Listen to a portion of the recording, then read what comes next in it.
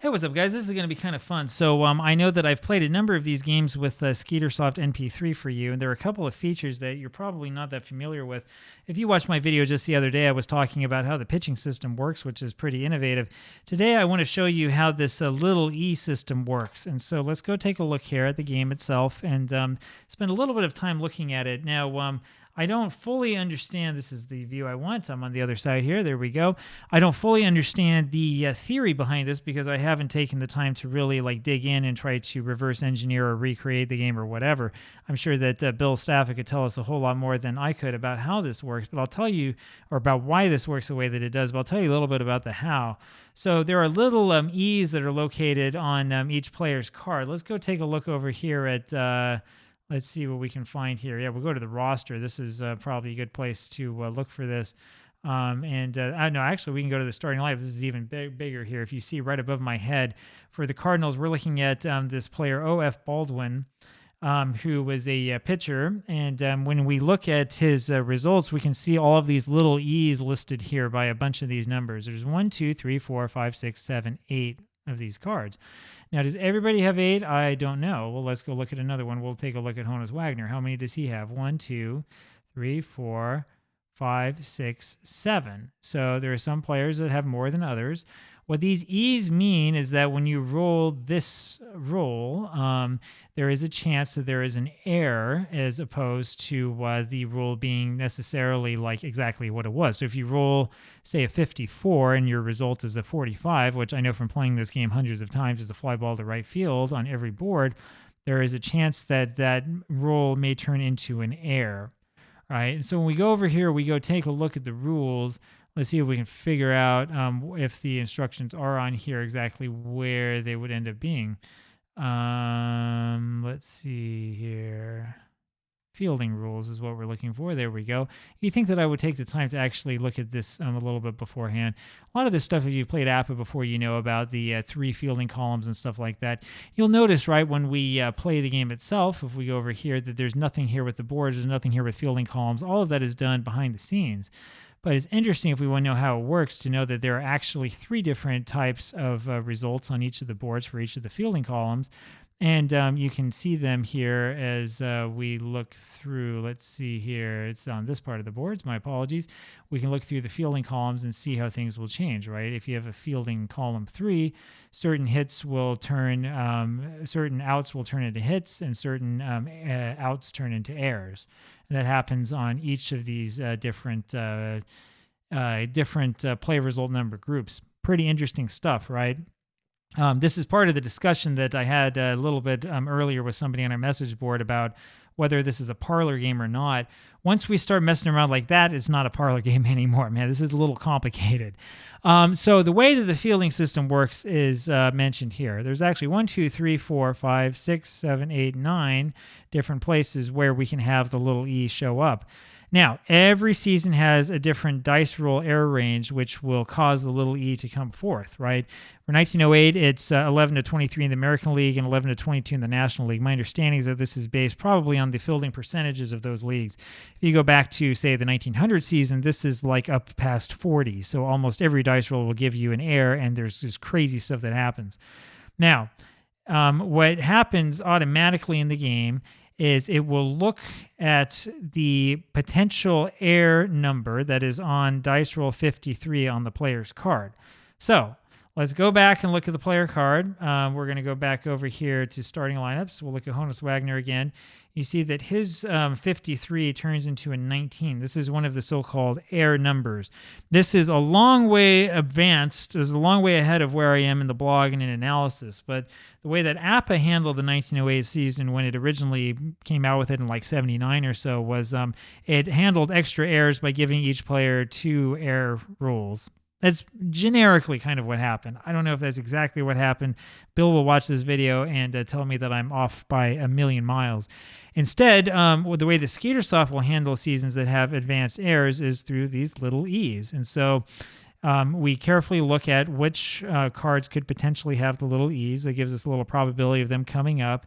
And then we have to look first at that roll, that 19, and see if in our base situation, if it would be an error given what the fielder is or what the fielder is not. So we can go back over to the boards.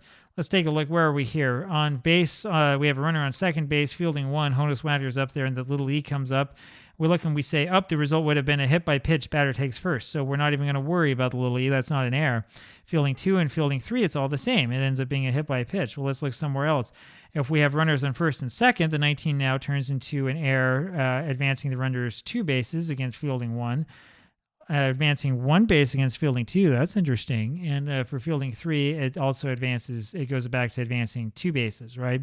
So in some on-base situations, as you may have seen as I've played the game, sometimes that little E will result in a reroll. We only reroll if the result could be an error.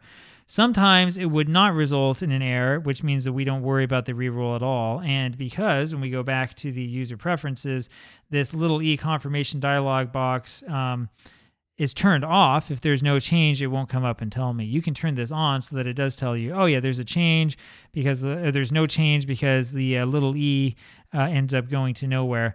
I turned that off because I think that you guys would probably be a little bit sick of seeing me click OK like every 5 seconds. Right?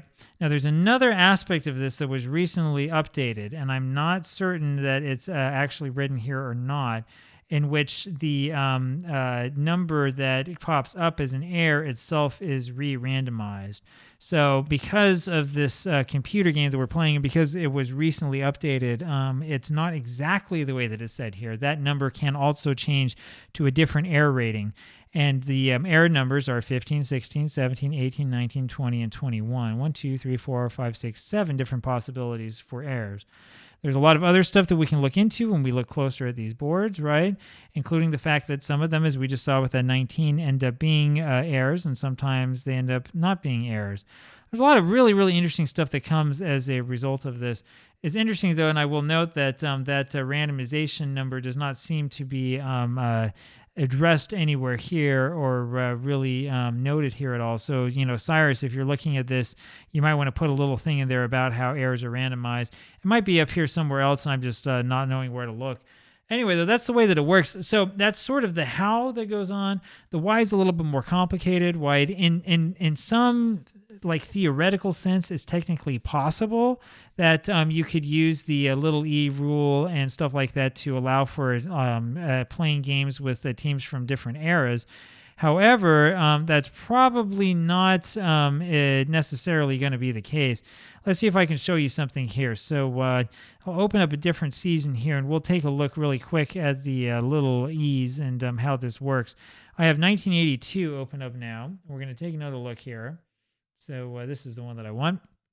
Here we are in 1982, and we have Al Bunbury up. Actually, look, 1, 2, 3, 4, 5, 6, 7, 8. So there are 8 little E's that show up on his card. Imagine that. I was wrong.